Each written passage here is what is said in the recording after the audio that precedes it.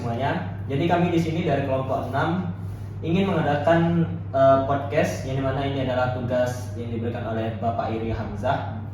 Kami beranggotakan 5 orang yang berkemungkinan 1 orang sedang tidak dapat hadir pada siang hari ini. Izinkan kami untuk memperkenalkan diri terlebih dahulu. Saya sendiri Muhammad Farhan selaku host dan juga pembuka acara pada sore hari ini. Dan di sebelah saya ada saya Amelia Putri sebagai host. Saya Salma sebagai notulen dan saya Resi Febrian sebagai notulen. Jadi di sini kami akan mewawancarai dosen AIK yaitu Bu Rita Zunarti. Tanpa berlama-lama langsung saja kita masuk ke videonya. Assalamualaikum warahmatullahi wabarakatuh. Waalaikumsalam warahmatullahi wabarakatuh. Alhamdulillahirrahmanirrahim. Assalamualaikum warahmatullahi wabarakatuh. Dizhiru dan kulli wa kafa billahi syahidan. Asyhadu an la ilaha illallah wa asyhadu anna Muhammadar Rasulullah. La nabiyya ba'da amma ba'du. Anak ibu sekalian, pada kali ini kita akan membahas tentang pendidikan anak dalam Islam, ya, pendidikan anak dalam keluarga.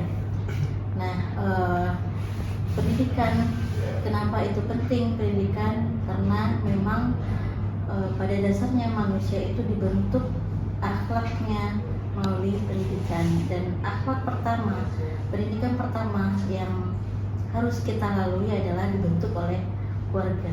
Nah, kenapa keluarga? Karena memang keluarga lah yang membentuk pertama kalinya. Kita bertemu setiap hari dengan keluarga, dengan ayah ibu, dengan sanak saudara setiap hari. Maka oleh karena itu pendidikan anak dalam Islam, dalam keluarga tentunya tidak bisa kita lepaskan. Nah, mungkin awal pendahuluan dari Ibu. Baik Bu, izin untuk kami menunjukkan pertanyaan yang pertama ya. Pertanyaan yang pertama yaitu mengapa pendidikan anak dalam keluarga menjadi hal yang sangat penting dalam Islam? Oke. Ya, pendidikan anak tentunya sangat penting dalam agama Islam ya. Kenapa? Karena seorang anak tentunya butuh dengan bimbingan dari orang tuanya, bimbingan dari orang terdekat.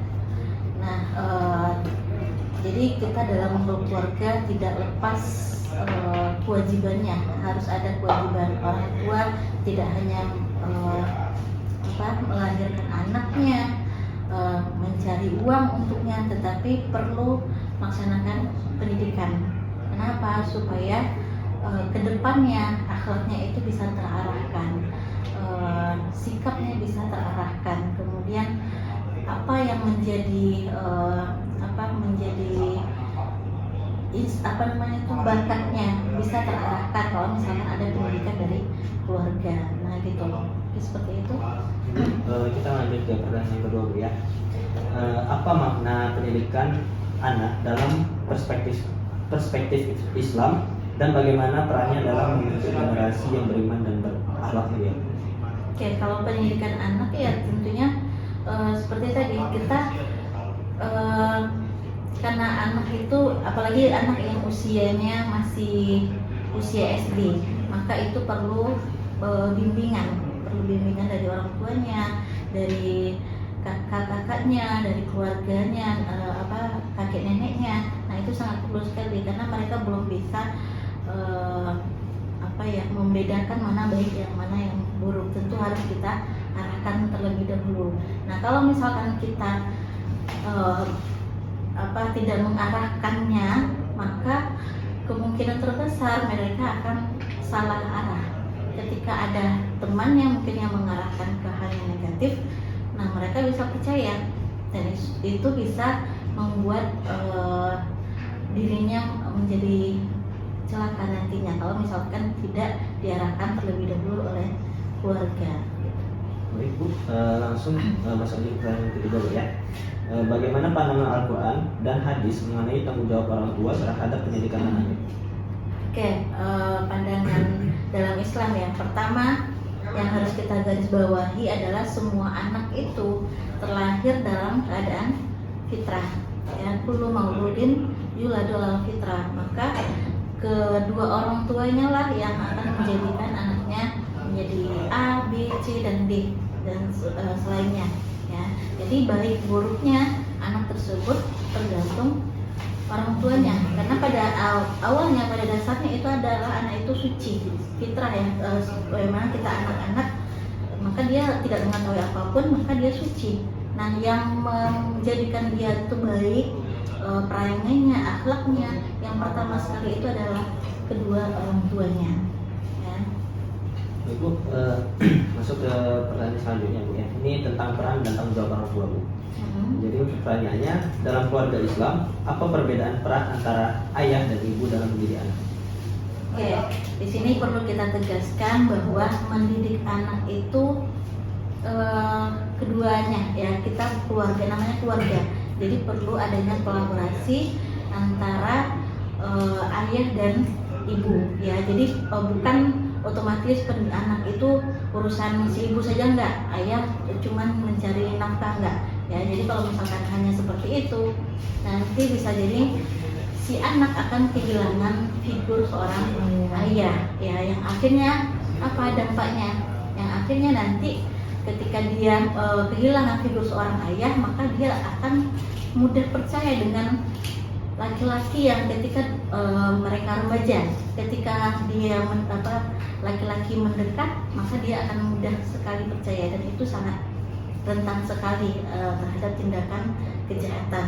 Nah maka dari itu pendidikan itu harus adanya kolaborasi antara kedua orang tuanya ya. Mungkin kalau misalkan dalam memang yang sering berhadapan dengan anak memang seorang ibu, tetapi jangan sampai ketika ayahnya sibuk di luar, ketika di rumah usahakan fokus juga dengan keluarga, jangan main HP, jangan mengabaikan si anak, karena anak juga butuh kasih sayang kedua belah pihak, bukan hanya satu ya. Jadi harus ada keduanya, jangan berat sebelah.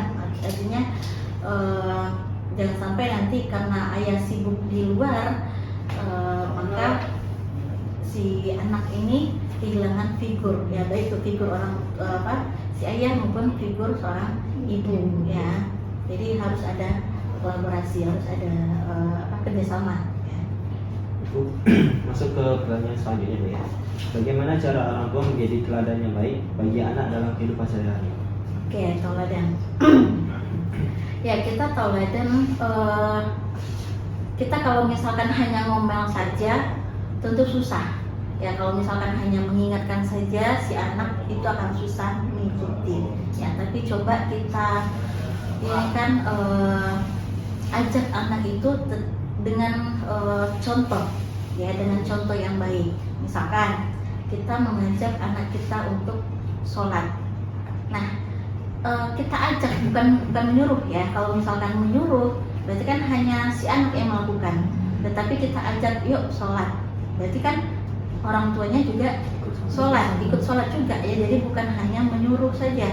Kalau hanya menyuruh saja, nah itu mungkin yang nantinya terjadi pemberontakan bagi si anak ketika anak itu mulai bosan dengan perintah-perintah orang tua ya. Jadi solusinya bagaimana? Tentunya harus ada uswatun hasanahnya dari kedua orang tua ya, baik ayahnya maupun ibunya ya. Nah kemudian misalkan terkait perkataan, nah jangan berkata-kata yang kotor ya. Nah itu kita tunjukkan juga dalam keseharian kita. Kita jangan pula kita mengajak anak kita untuk tidak berkata kotor, tetapi pada seharian kita berbicara kotor di depan mereka ya. Tentunya mereka tidak mau menuruti kita nantinya gitu. Jadi itu yang harus kita biasakan dalam kehidupan sehari-hari. Kita contohkan apa yang kita suruh tadi gitu. Jadi bukan seperti diktator, bukan seperti hanya sekedar menyuruh saja ya, tapi kita contohkan agar anak itu mau dengan senang hati untuk melakukan apa yang kita perintahkan tadi.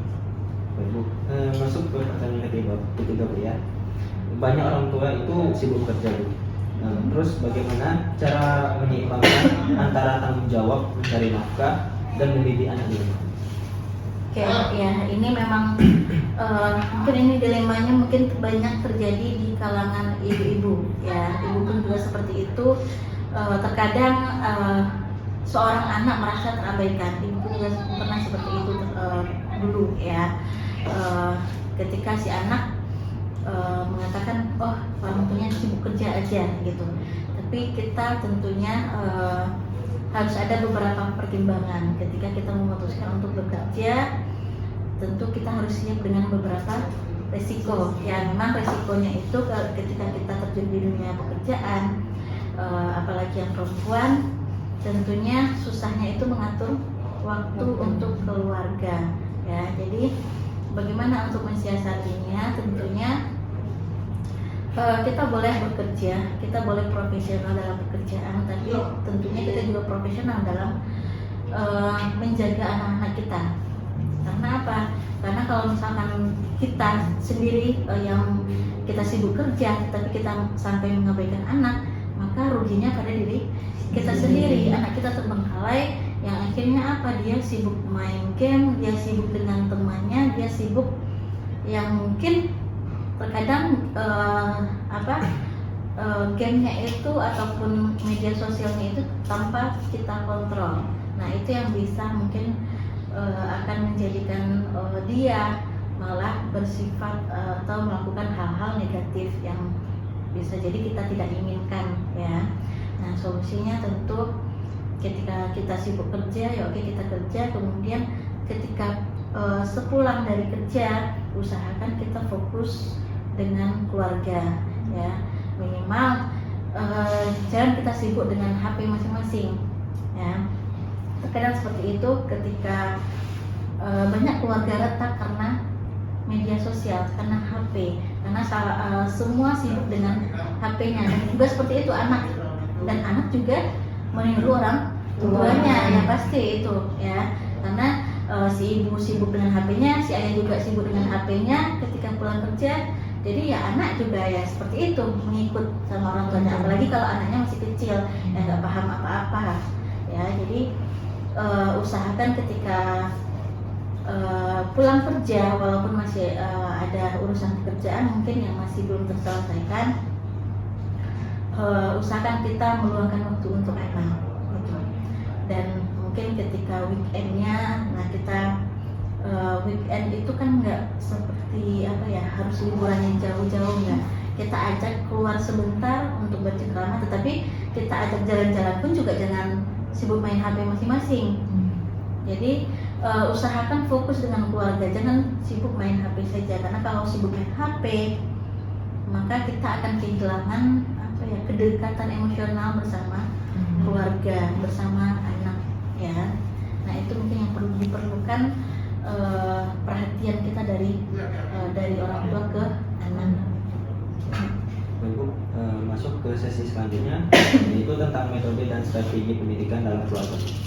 Untuk pertanyaannya, apa saja metode yang dianjurkan dalam Islam untuk menanamkan nilai-nilai akhlak dan keimanan pada anak? Oke, metodenya tadi yang pertama tentunya itu dengan contoh ya, dengan contoh yang benar, dengan uswatun yang hasanah dari kita terlebih dahulu. Karena kalau misalkan nggak demikian, anak akan susah menuruti ya, pasti dia akan menolak apa yang kita ajar. Yuk nak sholat, tetapi ibunya tidak sholat, ayahnya tidak sholat ya, besar kemungkinan anaknya juga tidak akan mau menuruti kata-kata orang tuanya ya. Nah seperti itu.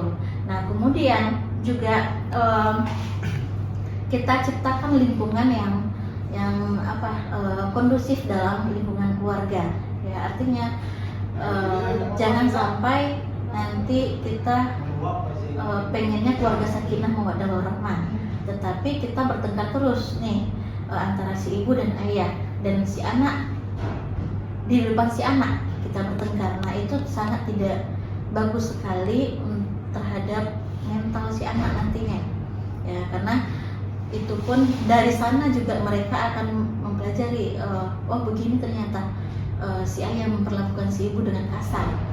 Nah dari situ juga mereka akan kasar juga nanti ke pasangan mereka ya. Jadi otomatis kita sebagai orang tua kita contohkanlah yang baik. Kemudian ketika ada cekcok yang mungkin antara suami dan istri ya, antara si ibu dan si ayah ini, boleh ya menyelesaikan masalah tersebut, tetapi jangan depan anak ya, jangan bertengkar di depan anak, karena itu akan sangat mengganggu psikologisnya anak ya. Nah kemudian kita biasakan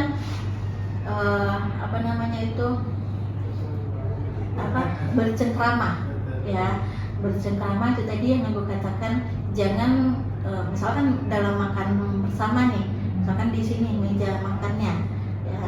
Nah ketika makan jangan pula kita sibuk main HP ya, karena kalau sudah satu sama lain sudah sibuk masing-masing, tidak akan terjadi keharmonisan dalam keluarga ya, dalam rumah tangga ya, karena semua sibuk masing-masing. Nah, si ayah sibuk masing-masing, si ibu juga seperti itu. Nah si anak pun pernah melihat ayahnya sama-sama sibuk sama ibu, anaknya juga demikian ya. Jadi ayo ciptakan keluarga yang harmonis itu dimulai dari kitanya terlebih dahulu ya, barulah nanti anak bisa mencontoh apa yang kita lakukan. Baik Bu, pertanyaan yang berikutnya yaitu bagaimana cara mendidik anak agar mencintai ibadah sejak usia dini tanpa paksaan? Oke, si anak ya, pertama harus kita pahami kalau ibadah itu ada ketentuannya yang harus yang sudah wajib melaksanakan, tentu seseorang yang sudah balik ya. Tetapi ketika masih anak-anak belum usia balik, boleh kok kita ajarkan, boleh kita ajarkan misalkan sholat atau puasa ya. Nah itu boleh kita ajarkan sedari dini ya. Bahkan kalau sholat itu karena sholat itu tiang agama, maka umur 7 tahun itu kalau misalkan dia tidak sholat gitu, anaknya tidak sholat, maka boleh kita pukul ya, tapi pukulnya dengan kasih sayang, bukan pukul yang keras seperti itu ya. Karena kalau misalkan pukulan keras, maka anak pun akan menjadi keras pula, tidak akan mengikuti apa yang kita suruh ya, kita ajak gitu. Nah tentunya dengan contoh-contoh yang baik juga yang kita ajarkan gitu. Boleh kita ajarkan misalkan puasa, misalkan di bulan Ramadan ya, boleh kita ajak anak puasa gitu, tetapi juga jangan dipaksakan. Misalkan kalau misalkan memang dia sanggupnya puasanya setengah hari, boleh ya. Kalau misalkan dia belum balik nih ya, boleh puasanya setengah hari, sambil itu kita ajari juga gitu apa makna puasa, apa yang tidak boleh, apa yang boleh dilakukan dalam berpuasa. Jadi sambil-sambil kita mengaplikasikan gitu. Tapi kalau misalkan tapi itu berlaku untuk usia SD ya. Biasanya kalau misalkan udah SMP, jangan sampai nanti usia SMP itu masih ini juga masih disuruh-suruh ya. Usahakan usia SMP itu sudah dengan kesadaran sendiri, tetapi tentu dengan pembiasaan tadi yang harus kita terapkan juga dari rumah gitu. Baik Bu, yang selanjutnya, dalam praktiknya apa tantangan terbesar orang tua muslim masa kini dalam menjaga pendidikan agama anak di era digital? Ya, kalau tantangannya sekarang HP ya, HP itu sangat menjadi tantangan sekali. Terkadang orang tuanya sibuk, ibu sibuk bekerja, ayah sibuk bekerja, sehingga untuk melengahkan anak ya dengan HP. Nah terkadang ibu orang tua yang tidak bijak, disitulah salahnya ya. Boleh memberikan HP kepada anak, tetapi diatur dulu, atur dulu ya pengaturannya. Hal apa yang boleh dilakukan, misalkan kita skip konten-konten yang tidak boleh yang tidak pantas untuk anak usia tersebut ya. Karena kalau misalkan mereka kasih HP saja secara langsung tanpa kita atur dulu, maka itu banyak hal negatifnya ya. Apalagi nanti kalau dia sudah melihat YouTube ya atau konten-konten kekerasan, nah itu akan sangat membahayakan sekali. Jadi solusinya ketika kita ngasih HP ke anak boleh, tetapi mungkin dengan waktu ya, boleh mungkin beberapa menit atau dan sebelum dikasih ke anak HP-nya harus kita atur dulu apakah kontennya, apa yang bisa dilihat, karena di YouTube itu kan ragam. Kalau misalkan kita tidak atur, maka konten-konten pornografi bisa mereka akses ya, dan itu sangat tidak pantas untuk mereka tonton terlebih dahulu ya, karena anak itu nalurinya itu masih mencontoh apa yang dilihat. Nah, bayangkan kalau misalkan anak sering melihat konten-konten yang pornografi, maka hal-hal negatif itu sudah bisa dia lakukan. Nah, maka banyak mungkin yang terjadi sekarang itu anak SD yang sudah hamil kah atau memperkosaan tetangganya. Nah, gara-gara itu tadi, gara-gara HP yang tidak kita atur terlebih dahulu ya. Jadi ibu tidak boleh anak itu megang HP, enggak ya, boleh, tetapi kita atur dulu terlebih dahulu konten-kontennya ataupun kontrol orang tuanya di sana kita atur terlebih dahulu ya. Kemudian kita batasi juga, jangan dari pagi kita biarkan anak itu memegang HP ya, apakah permainan atau YouTube terserah. Yang penting kasihlah sebentar saja gitu, kasih waktu. Oh sudah berapa menit gitu, 10 menit atau 15 menit atau 20 menit boleh. Tapi setelah itu kita ambil lagi. Nah, yang kebanyakan orang tua sekarang itu dia ngasih secara langsung, dia ngasih dan belikan kepada anaknya yang sebenarnya belum usia yang seharusnya ya. Bahkan dia belikan HP-nya untuk anaknya. Nah, itu yang terkadang menjadi tidak baik untuk anak. Memang kita sayang kepada anak, tetapi bukan seperti itu caranya ya. Kita sayang kepada anak, tentu kita ajak juga ke arah pendidikan ya. Jangan kita sayang kepada anak, kita malah membuat dia ke arah negatif nantinya gitu. Nah, akhirnya yang rugi siapa? Tentu kita orang tua. Nanti ketika dia melakukan hal-hal yang tidak di luar sana, tentu ke kita juga efeknya. Dan anak karena ketidaktahuannya tadi, akhirnya dia terjerumus ke hal-hal yang berbau maksiat ya, walaupun mungkin masih usia SD gitu. Nah, seperti itu. Jadi harus ada kontrol dari orang tuanya terlebih dahulu. Baik, yang selanjutnya, bagaimana cara orang tua menanamkan nilai disiplin dan tanggung jawab dalam konteks pendidikan Islam di rumah? Oke, kita mengajarkan kepada anak itu tanggung jawab mungkin dari hal-hal yang terkecil ya. Misalkan ketika dia kita ajak makan, nah kita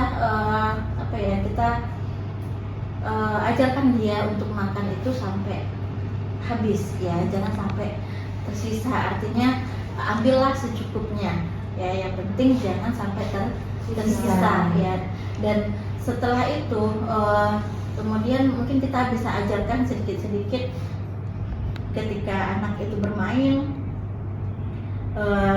misalkan berserakan nih ini rumah dengan permainan-permainan, boleh ya berserakan dengan permainan-permainan, tetapi kita ajarkan juga tanggung jawab. Setelah bermain, yuk kita sama-sama membersihkannya gitu. Jadi anak itu dengan kita mengajak seperti itu tadi, mereka sudah terbiasa nantinya ketika selesai bermain mereka rapikan kembali ya. Jadi kita bukan melarang mereka bermain. Kalau kita melarang mereka bermain itu salah ya, karena sifatnya anak-anak ya mereka bermain gitu, dan itu haknya mereka. Nah, haknya anak-anak ya. Jadi kita tidak melarang, tetapi kita bantu juga apa tanggung jawabnya setelah bermain gitu ya. Nah, kemudian misalkan sekolah nih, sekolah jam berapa? Masuknya jam 7. Maka jam 6 itu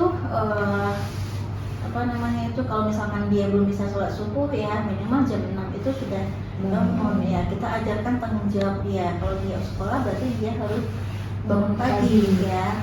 Kita ajarkan juga bangun paginya bagaimana. Kemudian jangan sampai tidur larut malam ya, supaya tidak ngantuk ketika paginya. Jadi kita ajarkan dari hal-hal sepele mungkinnya, tapi itu kalau hal sepele tersebut kita biasakan setiap hari, maka itu sangat bagus untuk kepribadian si anak.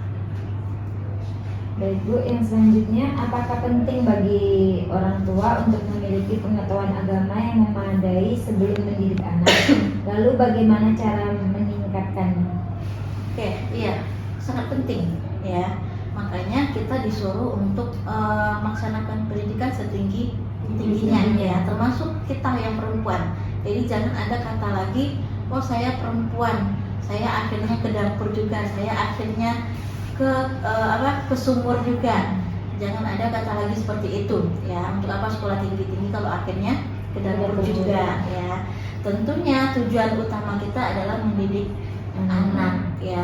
Akan sangat berbeda pola pikir orang tua yang ketika dia berpendidikan mengurus anaknya dengan orang yang tidak berpendidikan ya. Walaupun mungkin dia hanya menjadi ibu rumah tangga pada akhirnya ya, nggak masalah ya, itu mungkin keputusannya. Tetapi yang penting dia sudah punya ilmu nih untuk mendidik anaknya. Nah itu yang lebih penting daripada anaknya dididik oleh orang lain nantinya yang tidak berkompeten, yang akhirnya diajarkan hal yang tidak kepada anak kita. Nah itu akan lebih berbahaya ya. Makanya kita sebagai orang tua harus mempunyai cukup ilmu terlebih dahulu. Harus kita bekali ilmu kita terlebih dahulu, bagaimana menjadi orang tua yang baik, bagaimana untuk menjadikan contoh yang baik untuk anak-anak kita ya. Karena kalau tidak demikian maka akan terjadi si ibu apa kata si ibu, si ayah apa kata si ayah, si anak apa kata si anak. Jadi tidak ada bentuk kolaborasi dalam keluarganya ya. Jadi tidak ada uswatun hasanahnya. Si ayah pulang kerja ya sibuk masing-masing, si ibu pun juga demikian. Nah itu tidak terjalin jadinya pendidikan untuk si anak ya. Baik Bu, kita masuk ke sesi yang keempat ya. Ini tentang kolaborasi dan lingkungan. Nah untuk pertanyaannya, selain keluarga, seberapa besar pengaruh lingkungan, yaitu di sekolah, teman, media sosial terhadap pendidikan anak di Islam, dalam Islam? Oke. Tadi memang yang pertama itu keluarga ya. Keluarga yang pertama yang mempengaruhi pendidikan seorang anak, karena keluarga lah yang bertemu setiap hari dengan si anak ya, baik dari bangun tidur maupun sampai tidurnya lagi ya. Nah kemudian siapa lagi yang berpengaruh ya, tentu pihak pendidikan ya, pihak sekolah tentunya, lingkungan pendidikan, lingkungan pendidikannya baik atau tidak, benar atau tidak gitu. Nah jadi itu juga sangat mempengaruhi. Kemudian masyarakat, lingkungan masyarakat ini artinya pertemanannya di masyarakat. Kalau pulang sekolah kan biasanya anak berteman dengan teman-temannya di sekitar di lingkungannya ya. Nah kita juga perlu tahu teman anak kita siapa ya. Terkadang pihak sekolah sudah mengajarkan yang benar, kita pun sudah mengajarkan yang benar kepada anak kita, tapi ternyata sepulang sekolah anak kita bergaul dengan temannya yang salah, yang sering mengucapkan kata-kata kotor. Nah akhirnya itu terbawa ke anak kita ya. Jadi akan sangat berpengaruh teman di lingkungan ya, baik lingkungan di sekolah, teman-teman yang di sekolah maupun teman-teman yang di rumah ya, di lingkungan di daerahnya ya. Nah kemudian media sosial ya. Nah itu sangat berpengaruh sekali ya. ada di media sosial itu kalau misalkan kita tidak filter apa yang ditontonnya, maka terkadang yang ditonton mereka itu memang kartun, tetapi kartunnya mengarah ke arah kekerasan. Nah itu yang menjadi ini, makanya kita sebagai orang tua harus kalau misalkan kasih HP ke anak ya kita kontrol lah gitu, harus lihat apa yang ditonton oleh anak, harus kita lihat juga apa yang dipermainkan oleh anak gitu. Ibu pernah seperti itu, pernah terkecoh ternyata dia downloadnya kartun yang rada-rada kekerasan ya. Nah ketika itu solusinya apa, ibu mengunci untuk download itu ya. Jadi ketika untuk dia mendownload lagi permainan harus dengan persetujuan ibu ya. Jadi itu mungkin salah satu solusi ataupun bagaimana kita mengontrol si anak tadi ketika dalam bermain media sosial ya, baik itu game maupun di YouTube gitu. Karena dari itulah mereka nanti kalau setiap hari dia menonton itu berinteraksi dengan gadget tersebut, maka itu juga yang tertanam dalam kesehariannya ya. Apa yang mungkin itu yang anjay dan lain sebagainya. Nah itu dari YouTube tersebut ya. Jadi akan sangat berpengaruh sekali ya. Mungkin kalau dari segi orang tua kita sudah benar, dari segi sekolah sudah benar, tapi karena ada HP, media sosial, jadi berantakan semuanya ya. Oke. Masuk ke pertanyaan selanjutnya ya. Bagaimana seharusnya hubungan antara pendidikan di rumah dan pendidikan di sekolah agar sejalan dengan nilai-nilai Islam? Oke, jadi semuanya harus selaras ya. Semuanya harus selaras. Misalkan di sekolah sudah diajarkan oleh gurunya berbuat baik, yang tidak boleh berkata kotor. Nah kita pun di rumah sebagai orang tua juga seperti itu. Kita juga membiasakan di rumah jangan berkata kotor gitu. Jangan nanti ketika ada masalah dengan anak kita salahkan pihak sekolah terus gitu. Padahal coba kita introspeksi apa yang salah nih pada didikan kita ya. Kita kurang mengontrol anak kita ketika pulang sekolah gitu, apa pergaulannya tepat pulang sekolah, apa yang dipegangnya, yang gadget tersebut aplikasinya sudah sesuai ya, sudah tidak ada konten pornografi dan kekerasan yang ditontonnya. Nah itu harus kita pahami terlebih dahulu. Jadi jangan sampai nanti ketika ada sesuatu hal yang buruk terhadap anak kita, pihak sekolah yang kita salahkan ya. Karena pihak sekolah ibu yakin itu sudah mengajarkan yang baik-baik ya, tetapi terkadang lingkungan terkadang membuat dia menjadi seperti itu gitu. Baik Bu, kita masuk ke sesi yang terakhir ya. Ini sesi refleksi dan penutup Bu. Nah, jadi sini ada pertanyaan untuk Ibu ya. Apa pesan bagi para orang tua muda yang baru memulai perjalanan membangun keluarga dalam Islam?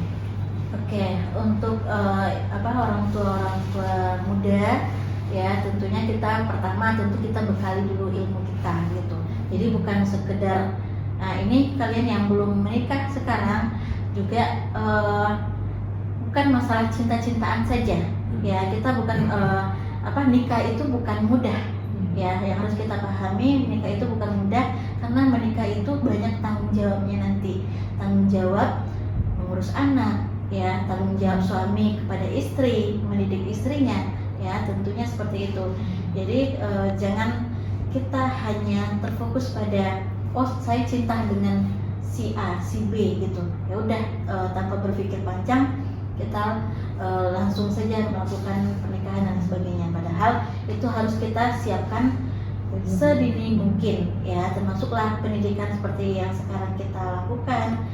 Kita bekali dulu diri kita dengan ilmu yang mumpuni ya, terhadap ilmu agama kah, ilmu memanage keluarga, ilmu bagaimana mencontohkan hal baik. Nah itu harus kita miliki terlebih dahulu ya sebelum kita melangkah ke arah jenjang pernikahan ya, karena kalau misalkan sudah melangkah ke jenjang pernikahan tentu harus ada tanggung jawabnya, tidak bisa kita lari dari itu ya. Kalau misalkan yang laki-laki, si suami itu berkewajiban untuk mendidik anak dan istrinya ya. Bagaimana istrinya nanti akan melaksanakan sholat, anaknya melaksanakan sholat kalau si ayah tidak melaksanakan sholat ya. Jadi contohnya itu dari kita dulu, dari si ayah dulu, barulah nanti si ibu juga mencontohkan kepada si anak ya. Jadi harus ada ininya tauladan daripada kitanya terlebih dahulu ya. Selain itu kita juga belajar mengontrol emosi kita ya. Jangan sampai ketika kita mungkin emosi dengan pasangan kita lampiaskan kepada si anak, atau kita bertengkar depan si anak. Nah, itu akan sangat mengganggu psikologi seorang anak ya. Jadi kita harus pandai-pandai lah menutupi hal tersebut depan anak ya. Nah, jadi itu mungkin kemudian juga sekali lagi menjadi orang tua itu tidaklah mudah ya. Untuk itu kita harus bekali dengan ilmu yang mumpuni dan tanggung jawab yang besar ya. Kemudian kalau misalkan tantangannya sekarang HP, gadget, maka kita juga harus pintar-pintar ya. Jangan anaknya hanya dibelikan HP, dibelikan tok langsung gitu tanpa kita atur kembali modifikasi yang ada di HP tersebut. Kan ada kontrol orang tua, bisa kita atur terlebih dahulu ya. Nah, seperti itu. Baik Bu, masuk ke pertanyaan terakhir ya. Menurut Ibu, seperti apa gambaran keluarga yang ideal dalam Islam yang mampu mencetak generasi yang soleh dan berakhlak mulia? Oke, gambaran keluarga yang ideal tentunya keluarga yang bisa saling berkolaborasi dalam segala hal ya. Si anak pun juga seperti itu. Anak juga berperan dalam menjaga kehormatan keluarga ya. Kita ada tadi keluarga sakinah, mawaddah, warahmah, dan itu dibentuk bukan hanya si istri ya, bukan hanya harus si istri yang patuh dan lain sebagainya, enggak ya, tetapi harus ada kolaborasi antara istri dan suami ya. Dan si anak pun juga seperti itu gitu. Anak juga posisinya apa? Sebagai anak ya, maka kewajiban si anak juga harus kita penuhi terlebih dahulu. Apa kewajiban anak terhadap orang tua ya. Kemudian jangan sampai nanti kita melalaikan tugas-tugas kita sebagai seorang anak ya. Dan karena sifat egoisnya kita melawan pada orang tua, yang akhirnya tidak terjadilah keluarga yang harmonis tadi, keluarga yang sakinah mawaddah warahmah. Karena sakinah mawaddah warahmah itu dibentuk oleh semua pihak dalam lingkungan keluarga tersebut ya. Jadi bukan si ayah saja, bukan si ibu saja, bukan si anak saja, tapi semuanya ya, semua anggota keluarga. Baik, mungkin cukup sekian teman-teman hasil podcast yang kami dapat sampaikan. Semoga ilmu yang disampaikan oleh Ibu Rita dapat menjadi ilmu yang berguna bagi kalian semua. Tapi sebelum itu kami dari kelompok 6 mengucapkan terima kasih kepada Ibu Rita yang telah hadir pada siang hari ini. Kami tutup dengan wassalamualaikum warahmatullahi wabarakatuh. Waalaikumsalam warahmatullahi wabarakatuh. Terima kasih Bu.